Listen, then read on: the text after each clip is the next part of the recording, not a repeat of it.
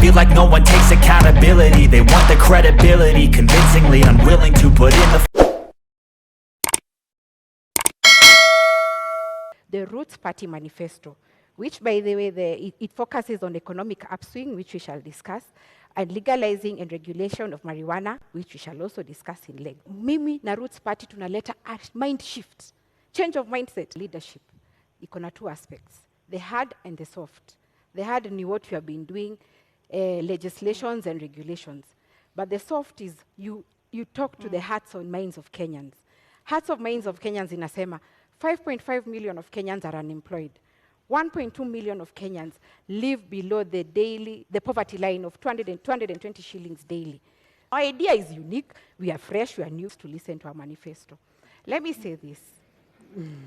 Our idea, and Kenyans, I want us to be very conscious and, open up your minds. And before I explain, let me give you a quote by a guy called Ralph Waldo. He said, in every generation, there are map makers who see opportunities, seize the opportunity, and open man's vision to the future. That is the direction Roots Party is taking. But let me say this, the marijuana we are advocating for. I'm happy that Kenyans have all gone through a science class in primary, a biology class in high school. There's something called species, or cousins of plants. The marijuana is a plant. There are two species of marijuana, or they are cousins, let me say that. Cousin moja anaitwa THC, which has the psychoactive ingredient. That is the cannabis sativa that you hear all the time, imeshikwa na watu wa DCI. But sisi focus yetu ni CBD, or cannabis. That one gives you industrial hemp. So when you go hata venye professor anasema itapandwa kwa expressway, and you pick a leaf and chew, it's only going to give a detox, let me tell you. And saiji watu wako na simu zao. Can you Google hemp seed sales in Kenya? Those products are in sale because zinakupatia immunity, zinakupatia omega-3, unaona, it boosts your immunity. Those products are on sale and they do not have the psychoactive ingredient yenye inafanya watu wana lose focus. That is the bangi you're advocating for. And industrial hemp is used in 9 sectors, namely textile, construction, magari, makeup. Unaona hii makeup tumejipaka. The options, food and beverage, the options are many. Mtakuwa matajiri wote. Kila mtu atakuwa na bangi ya kutosha, ajenge kanisa yake, ajenge hospitali yake, akiwa kilala kuanzia asubuhi mpaka jioni. When you look at development, you'll find out that most countries are moving into supersonic economic power. Canada recently manufactured its first marijuana plane, a plane made out of fiber. If you see all those drones that are used in war zones, they're all made out of fiber which comes from marijuana. If you look at the monies that we carry in the pocket, this is made out of fiber which comes out of marijuana. People didn't know this. Now, if you look at Canada, last year alone, they earned $486 billion from marijuana. If you come to Uganda here, Uganda has made a deal with Israel. Israel, which is a holy country that has never done away with marijuana. Israel, which has used hemp oil for its healing purposes, which is made from marijuana. If you look at Malawi, the president of Malawi is a bishop of very high standing in the United States. Recently, he asked Malawians to uproot tobacco to replace it with marijuana. If you look at Zimbabwe, the president of Zimbabwe has legalized marijuana. Thailand, last week everyone in Thailand was given 1 stem of marijuana, 1 million trees, marijuana trees. Kagame has designated 350,000 acres to grow marijuana. In the US, the federal government has decriminalized marijuana to be no longer a federal offense. And finally, if you look at countries like Bangkok, they have gone a step higher.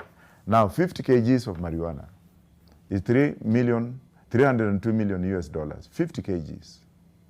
Kenya is in debt. The president here said that they are borrowing 2 billion yearly. Now China, which is feeding us with propaganda and poor economic policies, has lent us money which has come from marijuana in China. China grows 165,000 acres.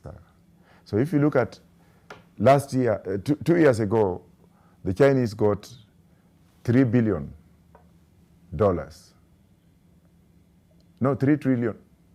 3 trillion, that's subject to confirmation anyway.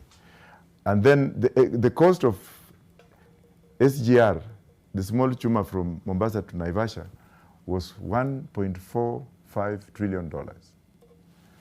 China lent us money that came from hemp. Now, we are in debt today because of the Chinese. But that's not the point that I'm trying to make. The point I'm trying to make is the poverty level in which we are. A sack of maize is 6,000 Kenya shillings, or approximately. And a sack of beans is more or less 4,000 to 5,000. The Kenya sugarcane industry has failed, flopped. Pan paper industry has flopped. Marijuana produces hemp, which produces the best paper in the world. Going first of all to legalize. And we shall look into the standards and create laws. It's not just something that everyone will grow. We shall have to regulate the industry. We are not looking into the smoking aspect. We are looking into the industrialization and medicinal. And then we shall have partners to work with. Like now I'm going to the US to meet some of the biggest companies that grow marijuana. They have invited me. And they're so elated to have me so that I can go and speak with them. The Malawian government has also invited me to go to Malawi. They are seeing me as an ally because we need economic growth in this region. So IMF told Kenya, come up with a law criminalizing marijuana. And you know IMF ni akina nani? China is there, France is there, UK is there, Canada is there, US is there. They have legalized. So for them, waliona, our jinga joana do, let me use that word, we give them, we curtail their opportunities. Remember, we have arable land, plenty of land for this thing. So they curtailed our potential to invest in this so that they can give us loans on high interest. That was the idea. And when I say Kenya inastahili heshima, it's because we are disrespected juu hatuna pesa. So our idea, if they have legalized, yet they're the same ones who are coming here to tell us it's wrong, then I think we are still being colonized. Our role is to open the vision, Kenyan's vision, into the future. Marijuana is versatile. I said it is used in 9 sectors: food, beverage, medicine, construction, textile, makeup, easy fibers za gari. A headlight today, ukigongewa headlight yako, goes for 27,000 for those who own cars. But you know why? Because the demand is in Kenya, but the supply iko China. So of course the forces of demand are in place, na ndio maana inakuwa costly. And I'll say this. There is this governor of Minnesota, he was called Jesse Ventura. Jesse Ventura was in wrestling a while back. But why he was fighting for legalization of marijuana in Minnesota was because after 41 years of marriage, his wife suffered epilepsy. And he was pushing because when he took her to South Carolina, she got well. So the idea is do not control the supply. Control the demand by making sure it's going into the 9 sectors that you have said and for export. That is our idea. Anyone who attempts to grow cannabis sativa, we are growing CBD or cannabis. We already have regulations in place. Number 1, we license all farmers.